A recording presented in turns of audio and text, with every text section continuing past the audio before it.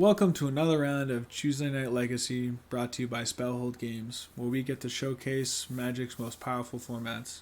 I'm Bryson and I will be your host for this evening, and tonight we've got round 4 finals of the April 8th Legacy Single Elim event, and it's the Delver Mirror. And we've got Andrew piloting the Blue-Red Delver list on the left, and Matt piloting Blue-Red Delver on the right. Both of these lists need no large introduction as just being the tempo aggro deck, trying to stick a threat and ride it to the finish. Enough with the intro, let's get this game started. Andrew decides to start off with Wasteland Go. Not the most ideal start here. Matt with a Vulcan to Delver, quickly getting swept up by that Wasteland. Unfortunately, Matt unable to flip that Delver there, but does able to produce another mana source and presents another Delver. Hopefully off a basic land here. There's a basic island in the main board. Andrew now deploying a land of mana. He's able to cast his actual spells with this. No threat of his own and passes the turn. Both of those Delvers do not flip, as Matt is now firing his own Wasteland off on Andrew's Wasteland. Deploys his Brainstorm there. Being able to draw 3 cards and put any 2 cards from your hand back on top of your library. Very powerful mechanic when powered up by fetch lands. No response to that Wasteland as it hits the bin. Matt now resolving his Ponder, trying to set up both those Delvers to be flipping next turn. Andrew now in a tough situation here, really needed to take care of these 2 Delvers. Cracks his fetch land to grab a volcanic island of his own. Probably going to sweep up one of these Delvers with a lightning bolt. Looks like he's considering it. Decides. 1 Delver down. Surprise, surprise. Delver flips to an expressive iteration, hitting Andrew down to 14 life. Matt shocking in Volcanic Island number 5 with that Steam Vents, and plays a Dragon's Rage Channeler. Wasteland taking out that Steam Vents and Lightning Bolt taking out the Delver. Matt now just untapping with his Dragon's Rage Channeler. He's able to find another mana source, plays that fetch land there. Getting used to putting his graveyard on the other side of the table. Looking for his other volcanic island. We'll see if he decides to go for the expressive iteration, hoping to hit a bobble, or he's got something, just a bolt upstairs. Unfortunately, putting Andrew down to 8. Andrew with another Wasteland. Gets a little hasty, first decides to bolt the Dragon's Rage Channeler. Matt wants to take advantage of the Surveil trigger, casts his Brainstorm, and dazes the bolt, which Andrew's happy he didn't swiftly fire off that Wasteland. Daze is able to unfortunately not take care of that Lightning Bolt, and the Lightning Bolt finishes that Dragon's Rage Channeler. Matt following it up with a Ponder, seeing a Brazen Borrower and a few things, but it's not what he's looking for. He's looking for either a threat or some more lands to churn through. Tough situation when you have to shuffle after Ponder. Looking like doesn't really have much going on. Oh, he has a Volk to make a land for turn. Staring down that Wasteland, it's more of a Lotus Petal.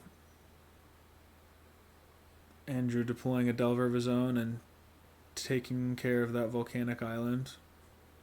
Matt floating a red there and uses that red mana to bolt the Delver secrets. Andrew decides he wants to see what Matt's going to draw for turn. Andrew then drawing in his upkeep. Matt firing off a Ponder, looking at a Murktide Regent. Pretty spicy right now, but unfortunately no lands to cast, so he's got to shuffle Oh, back-to-back ponders into shuffle is not a good sign for Matt here. Although he's at the leading life total advantage, we'll see who gets there this round. Immediately firing off that Mishra's Bobble to get that redraw and see what Andrew's working with here. Andrew brainstorming, seeing Murktide and looks like a Dragon's Rage Channeler. Not sure what he's putting back there. No land and passes the turn.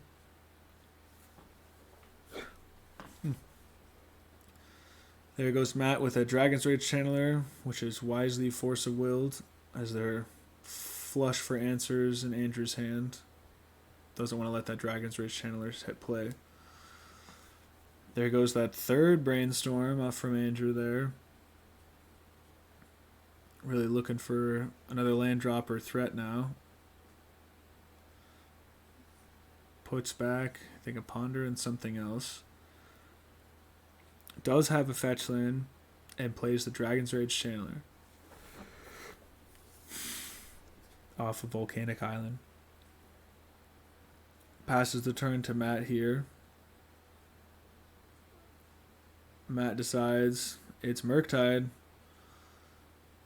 Puts 5 instant sorceries to exile and plays his 8/8 flyer. Unfortunately, the way Dragon's Rage Channeler is worded, as long as you have Delirium, not only does it gain flying and +2/+2, but has to attack each combat. So this Murktide Regent is stonewalling his DRC, and there's no efficient way to take himself off of Delirium while still presenting a large enough Murktide Regent. Looks like Andrew there deciding to just produce a 8/8 Murktide Regent, and unfortunately has to throw his DRC into his Murktide. Matt with the Brazen Borrower and ending the game for Andrew, throwing back that Murktide and swinging in. Andrew knew it was the end of the game.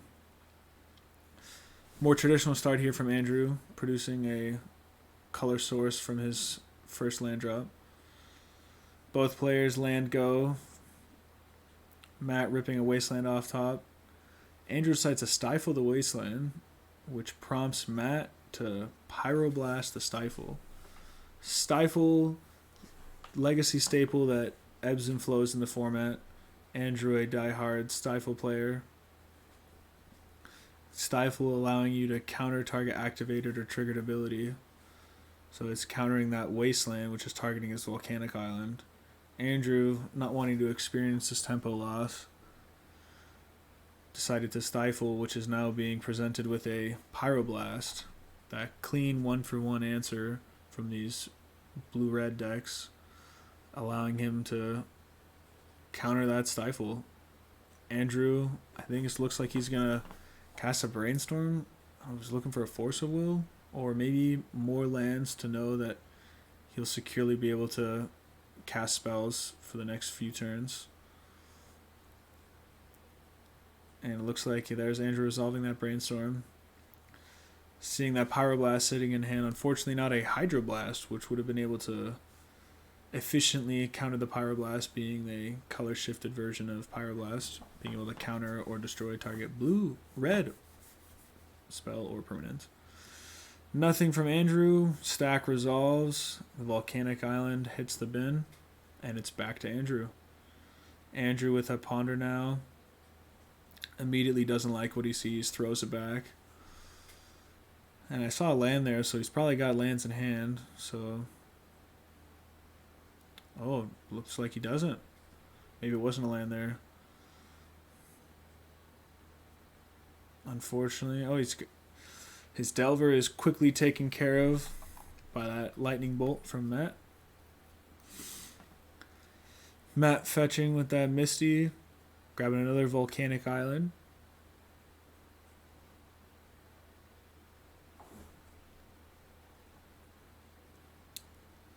Plays his land for turn. Goes to the Expressive Iteration. Guess he's really itching to see a Mishra's Bauble. Or a 1-drop. Yep, there you go. Plays the Delver. Pass the turn. Scalding Tarn for Andrew now. Finally reaches mana source number 2. And to end the festivities, a relatively new card. End of the festivities, dealing 1 damage to each opponent, creature, and planeswalker they control. As we've seen a few games, Narset sometimes lurks around on 1 loyalty, and being able to sweep up a Narset as well as other creatures in the form of X1s is very potent. Any small grind 2-for-1 advantage that can be gained is powerful. DRC from Matt, posing a threat with all those cards in graveyard. I'm assuming Delirium has been achieved. Andrew, cracking his fetch there. Getting another Volcanic Island after his 3rd Volk now, after the other 2 have been swept away from Wastelands. Lightning Bolt, trying to take care of that Dragon's Rage Channeler. Flusterstorm from Matt. That powerful counterspell we saw in the previous round, coming back again, showing its abilities.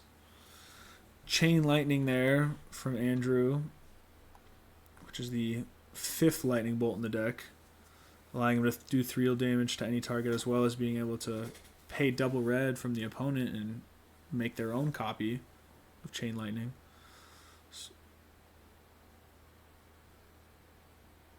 Looks like Matt decided to do that. Land drop for Matt. It's a lot of mana sources there. All dressed up and nowhere to go right now, it looks like. Delver really doesn't want to be in this situation with so many lands. But fires off 2 lightning bolts. Putting Andrew down to 6 life. I think he's just got a Brazen Borrower in hand. And something else, 1 unknown. Brazen Borrower can definitely take care of business and represents a 2-turn clock right now. I think Matt's assuming that Andrew's got maybe not a fistful removal, but something to take care of business. And there goes that Murktide Regent. Immediately sees a Pyroblast. Andrew's still exiling cards from his graveyard. Yeah, Pyroblast not only being able to handle spells on the stack, but being able to act as removal for permanents in play. Very versatile, narrow tool. Versatile in certain matchups, narrow in that it only answers the blue permanents or spells. Matt deploying that Brazen Borrower there. Threatening lethal now after it crashes in for 3. Andrew firing off a Pyroblast. Take care of the Brazen Borrower, which is Daze. Expecting another Daze, but unfortunately no. Just wanted to tap Andrew out. I saved the Daze, or top deck that Daze for the Expressive Iteration. He's able to resolve a Dragon's Rage Channeler. I saw Pyroblast in Andrew's hand, but Pyroblast does not answer Dragon's Rage Channeler, and he needs a Lightning Bolt, so he's going to be casting a Brainstorm, looking for something to take care of that Dragon's Rage Channeler. Because Dragon's Rage Channeler being red does not allow that Pyroblast to clean it up. And I can't tell. It looks like he may have found a Lightning Bolt there. And there's that Lightning Bolt. Putting that Dragon's Rage Channeler to the grave. Matt happily ripping an Expressive Iteration off the top. Hitting another land. Shocking it in and playing yet another Expressive Iteration. Back-to-back iteration. Finding a Delver of Secrets and 1 unknown. Plays that Delver. Passes back to Andrew. Delver threatening a 2-turn clock right now. Andrew rips and jams another Murktide Regent. I'm assuming coming in as a 8/8 flyer here. Not only blocking that Delver, but that's a 2-turn clock for Matt's life total. Matt flipping that fetch land off the top. Really showing that Flood is killing him right now. And Andrew consoling what's left in the deck by looking at what's in his exile and graveyard. I think he's going to Pyroblast away this Delver to increase the clock. Maybe figures he'll start with an expressive iteration to try to hit a land or another removal spell off the iteration to take care of the Delver. Matt presumably sitting on either a Daze or maybe Hardcast Force of Will here. Yep, there goes that Hardcast Force of Will on the expressive iteration. Not a situation many Delver decks are really in, being able to Hardcast Delver, or Hardcast Force of Will.